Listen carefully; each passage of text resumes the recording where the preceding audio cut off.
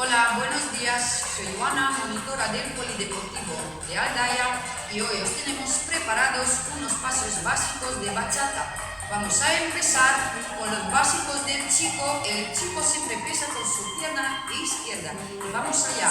El básico número 1, 2, 3, bachata, 5, 6, 7, bachata. El segundo sería el básico en el sitio, que es prácticamente 2, 3, bachata, 5, 6, 7, bachata. Tenemos que tener en cuenta que hay que mover todo el rato la cadera cambiando el peso de una pierna a la otra. Vamos con el tercer básico. El cruzado, vamos, 1, 2, 3, bachata, 5, 6, 7, bachata. El cruzado hacia atrás sería lo mismo usando nuestra pierna derecha hacia atrás. 1, 2, 3, bachata, 5, 6, 7, bachata.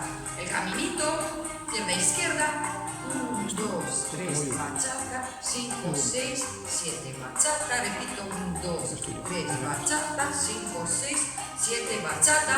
Vamos a hacer nuestro giro hacia la izquierda y hacia la derecha. Vamos con el giro hacia el lado derecho. 1, 2, 3, bachata, 5, 6, 7, bachata. 1, 2, 3, bachata. Hacia la derecha esta vez. 1, 2, 3, bachata. Ahora vamos a juntar todos nuestros pasos. Empezamos con el básico primero.